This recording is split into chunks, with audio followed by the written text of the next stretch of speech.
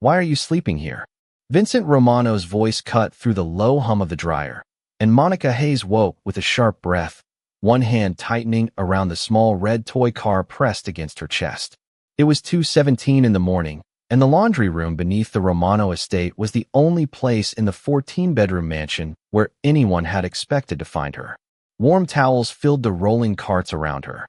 A folded sheet served as a pillow beneath her head. Her black work shoes were still on, and the gray housekeeping uniform she had worn since sunrise was wrinkled from exhaustion. Vincent stood in the doorway wearing dark slacks and a white dress shirt with the sleeves rolled to his forearms. His pale face was unreadable beneath the fluorescent light. He had returned from a late meeting expecting silence, not the sight of his maid sleeping upright on a wooden chair beside an industrial washing machine. Monica rose too quickly, nearly losing her balance. "I am sorry, sir. I must have closed my eyes for a minute." Vincent looked at the towel beneath her head, then at the coat folded over her knees like a blanket. "That was not a minute." Monica lowered her gaze. "I will finish the linens before breakfast." "The linens are finished." His attention moved to the toy car in her hand. It was scratched along one side, the paint worn from years of use. There were no children living in the house. "Whose is that?" Monica slipped the car into her apron pocket. "It belongs to someone in my family." Vincent stepped farther into the room. The machines had stopped, yet the metal doors still held enough warmth to soften the cold that settled into the lower level at night. He noticed a paper cup of water on the floor, a half-eaten peanut butter sandwich wrapped in a napkin, and a phone charger running behind the supply cabinet. None of it looked accidental. "You have a room upstairs," he said. "Yes, sir." "Then why are you sleeping beside a dryer?" Monica's fingers closed around the edge of her apron. She had prepared answers for Helen Price, the head housekeeper. She had prepared apologies for anyone who noticed the extra laundry, the missing dinner rolls, or the faint footsteps behind her locked door. She had never prepared for Vincent himself. Men spoke carefully around him. Employees followed rules because his disappointment carried more weight than another person's anger. Monica needed this job. Her younger sister needed the room upstairs. Her 6-year-old nephew needed one night when he did not wake inside a car with frozen windows. "I can explain," she said. "Then explain." The words were firm, but not cruel. That almost made the truth harder to hide. Monica glanced toward the ceiling, as though she could see through 2 floors to the small staff room where Denise and Caleb were sleeping in the only bed Monica owned. 19 nights. For 19 nights, she had waited until everyone settled, folded a towel beneath her head, and told herself the laundry room was warm enough. "It is temporary," she whispered. Vincent's expression changed by a fraction. "What is temporary?" Before she could answer, a soft sound came through the ceiling above them. A child coughing. Vincent looked up. Monica went still. The mansion held no children, yet the sound came from the staff hallway directly over their heads. He turned back to her, and for the first time, his voice lost its distance. "Who was in your room, Monica?" 3 weeks earlier, Monica Hayes had arrived at the Romano estate before sunrise with a canvas bag over one shoulder and the determination to make herself useful enough that no one would ask questions. The mansion stood in Westchester County behind iron gates and long rows of bare winter trees, its 14 bedrooms glowing warm against the pale morning. Monica's assigned room was smaller than the walk-in closets upstairs, but it had a narrow bed, a wooden dresser, and a window overlooking the service courtyard. To her, it had felt like safety. Helen Price, the head housekeeper, explained the rules while walking her through the staff corridor. Meals were taken in the lower kitchen. Personal visitors were not permitted. Overnight guests were strictly forbidden. Staff members were expected to remain invisible during meetings and family events. Monica nodded at every instruction. She had already learned that people trusted quiet women more when they believed silence meant simplicity. By 6 each morning, she was sorting linens, polishing silver, and preparing guest rooms that were rarely used. Vincent Romano noticed very little about the household routine because everything was completed before he needed it. His shirts appeared pressed, his study remained orderly, and fresh coffee waited outside his office at exactly 7:15. Monica preferred it that way. Being unnoticed meant keeping the job long enough to help Denise. Her younger sister had called on a freezing Tuesday night from a parking lot outside Yonkers. Denise spoke in a whisper because Caleb was asleep in the back seat beneath 2 thin blankets. She had left home with one suitcase, $43, and nowhere safe to stay. Monica did not ask her to explain everything over the phone. She only said, "Come to the service gate after midnight." That first night, Monica led them through the laundry entrance while the mansion slept. Caleb clutched his red toy car and stared at the marble floors as though he had entered a museum. Denise looked at the small staff room and began to cry. "We cannot take your bed," she whispered. Monica placed the suitcase beneath the dresser.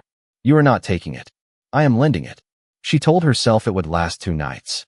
Denise had applied for work at a daycare center and expected an answer quickly. But 2 nights became 5, then 10.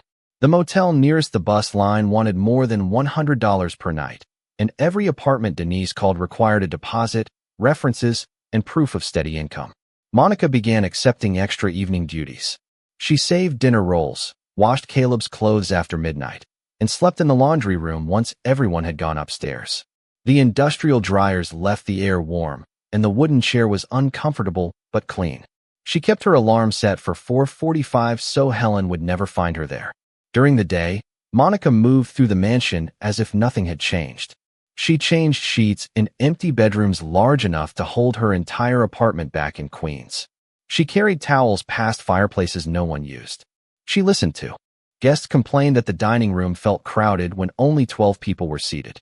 Each complaint reminded her how carefully the world measured comfort for some people and survival for others. On the 19th night, Caleb developed a cough. Monica bought children's medicine from a pharmacy near the train station and spent nearly all the cash she had saved for Denise's apartment deposit. She did not regret it. What frightened her was the sound traveling through the old heating vents. She had heard it once from the laundry room and prayed no one else had. Now, standing beneath Vincent Romano's steady gaze at 2:17 in the morning, Monica understood that her secret had finally reached the one man in the mansion who could end everything with a sentence. Monica did not answer immediately.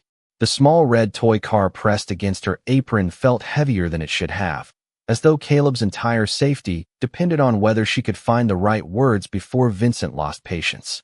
He remained near the laundry room door, his white shirt bright beneath the fluorescent light, his expression controlled but no longer distant. Above them, the child coughed again. "My sister and her son are in my room," Monica said at last. Vincent's eyes held hers. "How long?" 19 nights. The answer seemed to remove every sound from the room. Even the old pipes behind the wall stopped rattling. Vincent looked at the folded towel on the chair, the coat she had used as a blanket, and the half-finished sandwich beside the machine. "You have been sleeping here for 19 nights?" Monica nodded. "They had nowhere else to go. You brought 2 people into my house without permission." His voice remained quiet, but the weight of authority returned. "Yes, sir. You broke the staff rules." "Yes, sir. And you concealed it from everyone." Monica straightened, though exhaustion pulled at every muscle in her body. "Denise did not know I was breaking a rule when she came. Caleb certainly did not. If someone must be dismissed, it should be me." Vincent studied her. There was no attempt to bargain, no excuse offered for herself. She was standing in a laundry room at 2 in the morning, prepared to lose the only steady income she had so her sister and nephew would not be blamed. "Why did you not ask for help?" he said. Monica glanced toward the ceiling. People who need help are often required to prove they deserve it before anyone offers it. The sentence landed harder than accusation would have. Vincent had spent years around people who asked him for favors, introductions, money, protection, and access. Monica had asked for nothing. She had simply reduced her own life until 2 other people could fit inside it. Footsteps sounded in the hallway. Helen Price appeared in the doorway wearing a long robe over her nightclothes, her gray hair pinned back with severe precision. Her eyes moved from Vincent to Monica, then to the makeshift bed. "Mr. Romano," I heard voices. She saw the charger, the food, and the toy car. Understanding came quickly, followed by disapproval. I knew something was wrong. Her bed has not been used properly for days. Monica turned toward her. "Miss Price, please. My sister and nephew had nowhere safe to stay." Helen's expression hardened. "You violated residential policy, brought unapproved guests into a secured home, and used working areas as personal space. This cannot be overlooked." "I understand. They need to leave before morning," Helen said. "And Monica should be dismissed immediately." Monica closed her eyes for one brief second. The fear she had carried for 19 nights had finally spoken aloud. Vincent did not respond. Instead, he looked past Helen toward the staircase leading to the staff floor. "Show me the room," he said. Helen seemed surprised. "There is no reason to disturb them. Security can handle the matter." Vincent's gaze settled on her. "I did not ask security." Then he turned to Monica. "Take me upstairs." They climbed in silence. Monica's legs felt unsteady beneath her, but Vincent matched her pace rather than walking ahead. At the end of the staff corridor, she opened the narrow door. Denise sat upright on the bed, one arm around Caleb, who slept beneath Monica's only winter coat. A single suitcase stood unopened beside the dresser. Vincent stopped on the threshold. 14 bedrooms remained empty throughout the mansion, yet 3 people had been surviving inside 80 square feet, while one of them slept beside a dryer. For the first time that night, Vincent Romano had no question ready. Denise tightened her arm around Caleb as Vincent remained at the doorway, taking in the narrow room one detail at a time. Monica's uniform hung from a hook beside the dresser. 2 plastic grocery bags held children's clothes. A pharmacy receipt rested beneath the lamp, the total circled in blue ink. The bed was barely wide enough for one adult, yet Denise and Caleb had been sharing it, while Monica slept below stairs beside industrial machines. Helen stood behind Vincent with her lips pressed into a thin line. "Mr. Romano, this is precisely why residential rules exist," she said. "Unapproved guests create liability, security concerns, and disruption." Denise lowered her eyes. "We will leave," she whispered.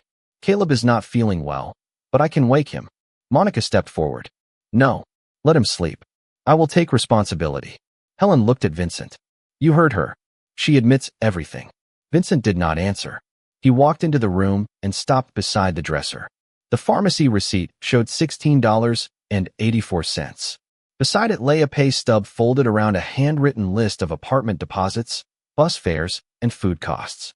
Nearly every number had been crossed out and rewritten smaller. "You spent your apartment money on medicine," he said. Monica's face warmed with embarrassment. "Caleb needed it." "And how much have you saved?" "Not enough." "That was not the question." She hesitated. $412. Denise looked at her sharply. "You told me you had almost 800. Monica kept her gaze on Vincent. "I did." The truth moved through the room quietly. Medicine, train fare, groceries, and extra clothes had taken the rest. Vincent turned toward Helen. "How many extra shifts has Monica worked this month?" Helen's expression changed. "Staff members occasionally exchange responsibilities." "How many?" "I would need to review the schedule." Monica spoke before Helen could continue. "It does not matter. I volunteered." Vincent looked at her. "Were you paid for every hour?" Monica said nothing. That silence answered him more clearly than words. Helen folded her hands. "Live-in staff receive housing and meals as part of compensation. Informal adjustments are common." Vincent's gaze moved around the room. The narrow bed, the single chair, the suitcase that had never been unpacked because Denise still believed she might be asked to leave at any moment. "Housing," he repeated. The words sounded different in that space. Caleb stirred beneath the coat and opened his eyes. He looked at Vincent without fear, only confusion. "Are we in trouble?" he asked. Monica crossed the room immediately and knelt beside him. "No, baby. Go back to sleep." Vincent watched the child reach for the red toy car that was no longer in his hand. Monica removed it from her apron and placed it beside him. Caleb smiled faintly and closed his eyes again.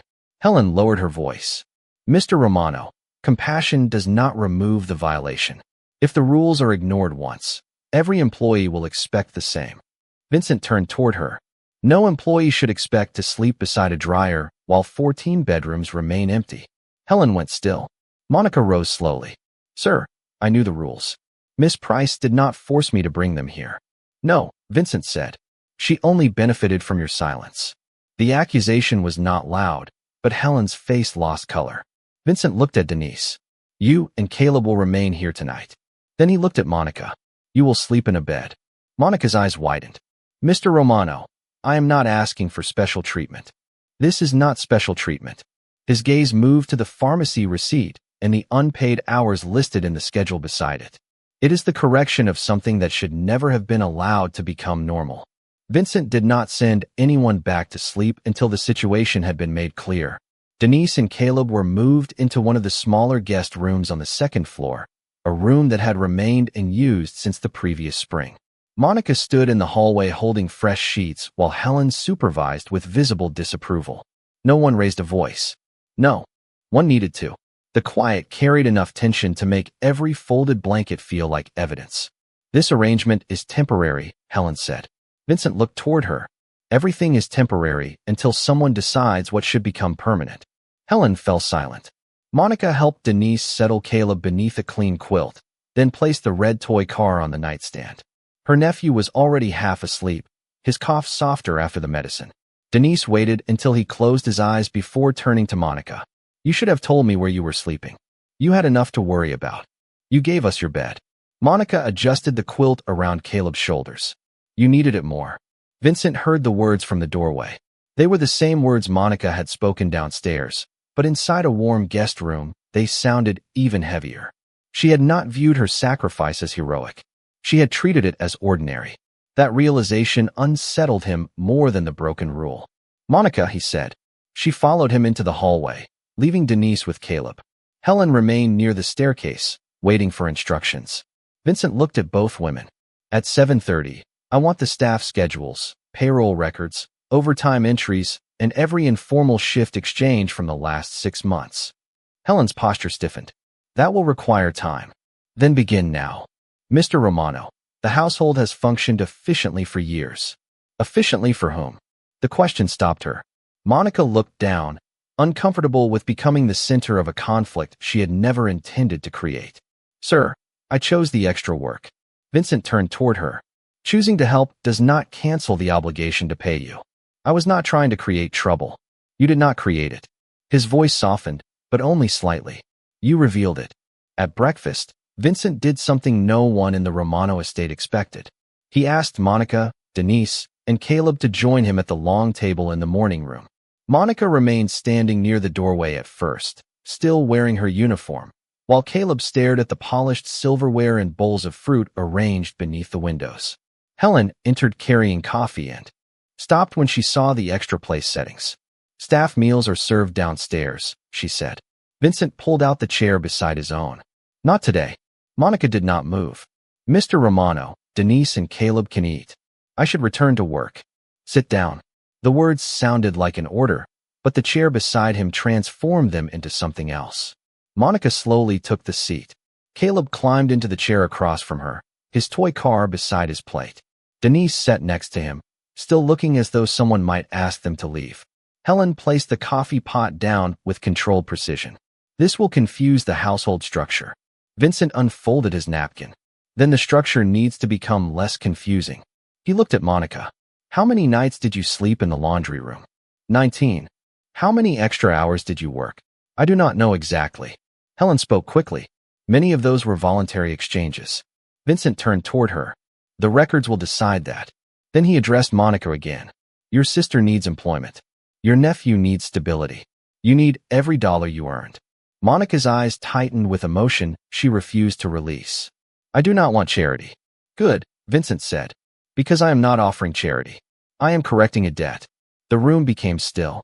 For the first time since entering the estate, Monica was not being asked to disappear, apologize, or accept less. She was being asked to remain seated while the man who owned 14 bedrooms finally understood what one borrowed bed had cost her. By 10 that morning, the polished breakfast table had been cleared, but the questions Vincent raised remained in every hallway of the estate. Helen delivered the payroll records to his study in 3 leather folders, each one organized with the confidence of someone who believed neat paperwork could protect untidy decisions. Monica returned to her duties, though Vincent had ordered her schedule reduced for the day. She changed linens in empty guest rooms while Denise helped Caleb build a road for his toy car across the carpet. Every few minutes, Monica glanced toward the door, expecting someone to tell them the arrangement was over. No one came. Inside the study, Vincent compared the official timesheets with handwritten shift notes collected from the kitchen, laundry room, and housekeeping office. The differences appeared small at first. An hour added after dinner. 2 hours covering an employee who left early. A Sunday morning marked as a personal favor. But the pattern grew with every page. Monica had worked 78 additional hours in 4 weeks. Only 19 had been included in her pay. Vincent looked up from the records. Why were the remaining hours excluded? Helen sat across from his desk, her posture perfectly straight. They were informal exchanges between staff members. The work was completed for this household. Yes. Then the household pays for it. Helen folded her hands. Live-in employees often adjust responsibilities among themselves. Monica never filed a complaint. Vincent closed the folder. A person should not need to complain before being paid. Helen's expression tightened. You are allowing one emotional situation to undermine years of established practice. I am allowing evidence to correct established practice. The room became still. Vincent had built his reputation on control, but the records before him revealed how easily control could become distance. He knew which companies missed financial targets by 2%. He knew which guests preferred sparkling water and which advisors arrived late. Yet he had not known that a woman working beneath his roof had slept beside a dryer for 19 nights, while nearly 60 hours of her labor disappeared into the word informal. By noon, he called an outside payroll consultant and ordered a full review of household wages for the previous year. Every missed hour would be calculated, every employee interviewed privately, and every policy rewritten in plain language. Helen would remain in her position during the review, but her authority over schedules was suspended. She accepted the decision without argument, though the color left her face when Vincent requested all personal notes and message records relating to shift changes. Monica learned about the review when Margaret from the kitchen found her. Folding sheets. Mr. Romano wants you in the study, she said. Monica's stomach tightened. She entered still holding the edge of a pillowcase between her fingers. Vincent stood beside the window with a printed calculation on his desk. You are owed $3,642 before taxes, he said. Monica stared at the number. That cannot be right. It is the preliminary amount. I did not keep track. Someone should have. He slid the page toward her. The hours were listed by date, task, and witness. Monica read them slowly. Money she had already given up in her mind now appeared as something real enough to rent a modest apartment, pay a deposit, and leave room for groceries. I do not want anyone to think I caused trouble for the staff, she said. You caused an audit. Vincent's voice remained calm. The unpaid hours caused the trouble. Monica looked toward the floor. What happens to Miss Price? The review will decide what she knew and what she ignored. He paused. The same standard applies to me. She looked up. Vincent did not avoid her eyes. I should have known how this house was functioning, he said. I did not. The admission carried no excuse. That failure belongs to me. Monica had expected payment, perhaps even an apology.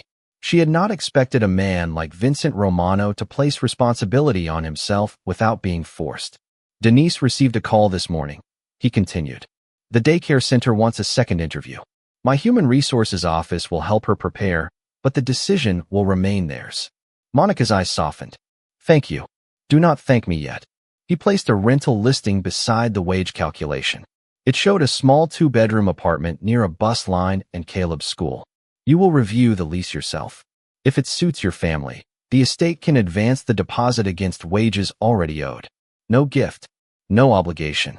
Monica touched the edge of the paper, careful not to let hope move too quickly. And if it does not suit us? Vincent returned to his desk. Then we keep looking. For the first time in 19 nights, the future did not feel like a door closing before dawn. The apartment was smaller than the guest room where Denise and Caleb had spent the previous night, but Monica stood in the doorway as though she were looking into a future too fragile to touch. It was on the second floor of a brick building near a bus line, with 2 bedrooms, a narrow kitchen, and a living room window that faced a row of maple trees. The paint was plain, the floors showed years of use, and the radiator clicked whenever the heat came on. To Monica, every imperfect detail felt honest. Denise walked slowly from room to room, while Caleb pushed his red toy car along the baseboard. This could be my room, he said, stopping beside the smaller bedroom. Denise covered her mouth with one hand. Monica looked away to give her sister privacy, though emotion had already tightened her own throat. Vincent remained near the entrance with the property manager, careful not to make his presence feel like ownership. He had arranged the appointment, but he asked no questions on their behalf. When the manager explained the lease, the security deposit, and the building rules, Vincent looked toward Monica. You should review it. The words were simple, but they placed the decision where it belonged. Monica read every page at the kitchen counter. The rent was manageable once Denise began working and Monica received the wages she was owed. The building required proof of income, but the daycare center had offered Denise a provisional position after her second interview that morning. She would begin the following Monday. There is one concern, the property manager said. Her employment history is recent. Denise's shoulders lowered. Vincent started to speak, but Monica raised one hand gently. May I answer? He stepped back. Monica explained the new job, the expected income, and the advance payment available from wages already earned. She did not ask for an exception. She presented a plan. The manager reviewed the figures, then nodded. That should be sufficient. Denise closed her eyes for 1 second. Caleb continued driving his car across the counter, unaware that the adults around him had just watched a locked door open. On the return drive, Vincent sat across from Monica in the quiet rear cabin of the car. Snowmelt traced silver lines along the windows. You stopped me from speaking, he said. Monica folded the lease copy in her lap. I needed to know whether I could do it without your name solving the problem. Vincent considered the answer. And did you? Yes. A faint smile touched her face. That matters. It mattered to him too, though he could not explain why without admitting how often power had taught him to confuse help with control. Back at the estate, the payroll review had produced its first serious finding. Helen had recorded unofficial shift exchanges in a private notebook, but several employees said they had been discouraged from reporting additional hours because live-in work was treated as flexible. No one described threats. No one needed to. The expectation had been built into the culture so deeply that unpaid labor felt like gratitude. Vincent called Helen into the study before dinner. Monica was not present, but the consequences of her silence stood between them. You understood the hours were not being paid, he said. Helen's face remained composed. I believe the housing benefit balanced occasional additional work. You did not have the authority to decide that. The household remained efficient. Vincent closed the notebook. Efficiency is not a defense for taking what was earned. Helen looked toward the door. Will I be dismissed? You will be removed from scheduling and payroll permanently. Whether you remain employed will depend on the independent review and whether the staff can trust you again. For the first time, Helen appeared smaller than the rules she had enforced. That evening, Monica found Vincent alone in the morning room, looking at the signed lease application Denise had left for him to copy. She got the apartment, Monica said. I heard. Caleb chose the room with the smaller window. Vincent nodded, then looked toward her. And where will you sleep tonight? Monica understood the question beneath the question. In my own bed. The answer left him silent for a long moment. In a mansion filled with expensive objects, nothing had sounded more valuable. That night, Monica stood in the doorway of her staff room and almost did not recognize it. The bed had been made with fresh white sheets. Her suitcase sat beneath the dresser. The narrow lamp cast a warm circle over the floor, and for the first time in 19 nights, no one else needed the space more than she did. Denise and Caleb had returned to the guest room until the apartment became available at the end of the week. The arrangement was secure, documented, and temporary in the honest sense of the word. Monica closed the door and sat on the edge of the mattress. Her body had been demanding rest for days, yet sleep did not come immediately. The silence felt unfamiliar without the dryer turning beside her or the fear of footsteps in the hallway. She removed her shoes, placed the red toy car on the nightstand for Caleb, and lay down beneath the blanket. Within minutes, exhaustion finally won. At 5:30 the next morning, Monica woke before her alarm. For one frightened second, she thought she had overslept in the laundry room. Then she saw the window, the dresser, and the clean ceiling above her. She covered her face with both hands and allowed herself one quiet breath of relief. Downstairs, the estate moved differently. The outside payroll consultant interviewed each employee privately. New timesheets appeared beside the staff entrance with clear instructions that every working hour had to be recorded. Shift exchanges required written approval, and no one could remove hours because meals or housing were included in compensation. Vincent had the policies printed in plain language rather than legal phrases. He wanted no one to claim later that confusion had been convenient. Monica noticed the changes, but did not allow herself to feel responsible for all of them. She had spent too much of her life carrying blame that belonged to systems larger than one person. After breakfast, Vincent found her arranging flowers in the morning room. "Did you sleep?" he asked. Monica adjusted a white rose in the vase. "Yes." "In the bed." A small smile touched her face. "That is usually where people sleep." Vincent almost smiled in return. The expression changed him, softening the authority that normally entered a room before he did. "I deserve that."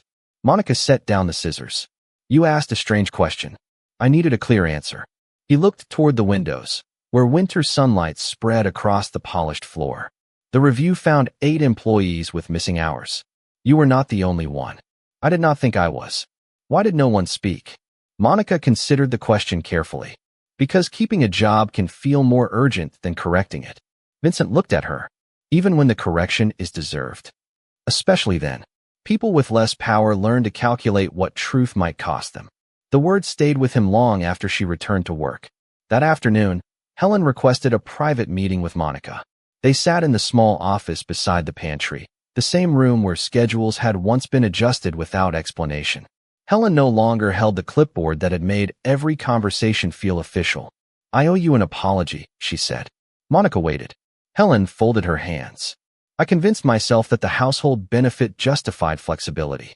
I stopped seeing the difference between someone volunteering and someone feeling unable to refuse." Monica's expression remained calm. "You knew I was tired." "Yes." "You saw me take extra work." "Yes." "And you never asked why." Helen lowered her eyes. No, Monica did not offer immediate forgiveness. She had learned that dignity also meant not rushing to comfort the person who had failed you. "Then begin by asking the others," she said. Helen nodded. Later that evening, Vincent passed the laundry room and noticed the lights were off. The wooden chair remained against the wall, empty. On top of it sat a folded towel and the small red toy car Monica had forgotten that morning. He picked it up, carried it upstairs, and placed it outside her door without knocking. Some acts of kindness needed recognition. Others needed privacy. He was finally learning the difference. By Friday afternoon, Denise and Caleb stood inside their new apartment surrounded by cardboard boxes, folded blankets, and the unfamiliar quiet of a place that belonged to them. The keys rested in Denise's palm as if they were too important to close her fingers around. Monica carried in the last grocery bag and placed it on the kitchen counter. The refrigerator hummed, the radiator clicked, and Caleb rolled his red toy car across the bare floor from one bedroom to the other. "It sounds different here," he said. Denise smiled through tears. "That is because no one is going to ask us to leave." Monica turned toward the window before her own expression betrayed her. Outside, the late winter sun reflected against the brick buildings and patches of melting snow. The view was ordinary. That was what made it beautiful. Vincent arrived several minutes later carrying a small box of kitchen supplies the estate no longer used. He had refused to buy furniture or fill the apartment with expensive gifts. Monica had made it clear that Denise needed a beginning she could call her own, not another place arranged by someone else's power. He understood now.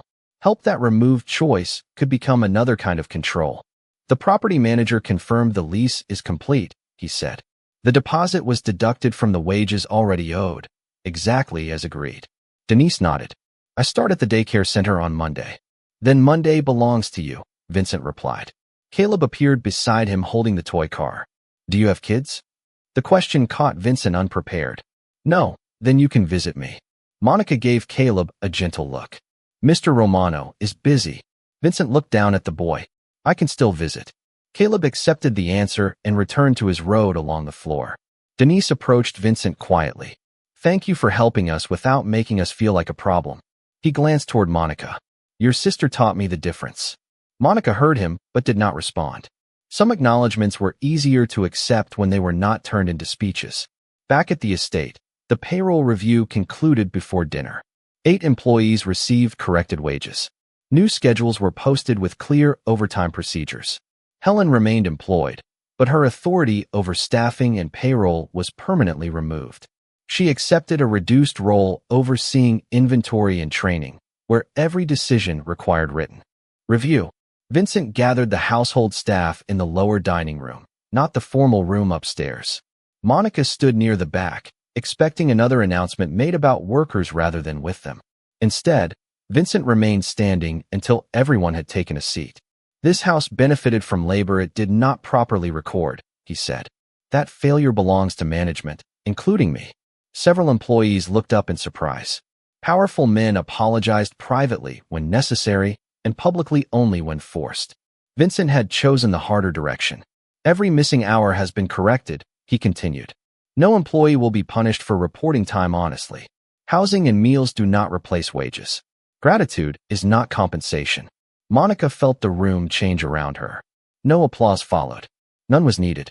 The staff understood what it meant to hear those words spoken where everyone could remember them. After the meeting, Vincent found Monica beside the service staircase. Denise called, he said. Caleb wants to know whether I can visit Saturday. You do not have to. I know. He paused. That is why I said yes. Monica looked at him, seeing not the feared man whose name controlled rooms, but someone learning that responsibility could be quieter than authority. He will expect you to play cards on the floor, she warned. Vincent considered the polished knees of his charcoal suit. Then I will wear something less expensive. For the first time, Monica laughed without checking who might hear.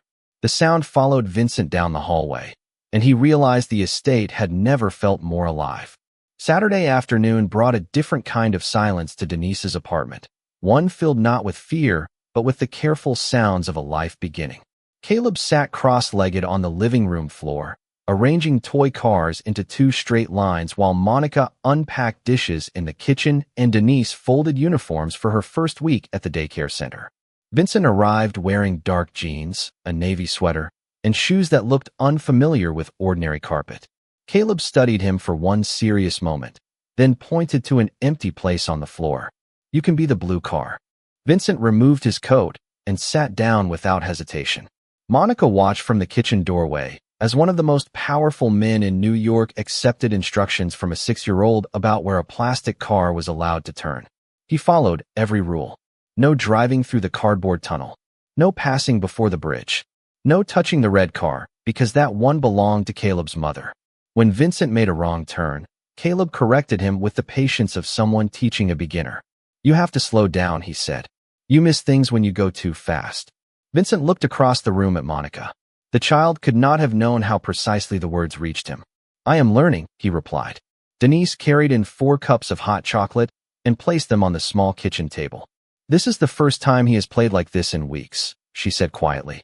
Monica watched Caleb laugh when Vincent's blue car became stuck beneath the cardboard bridge.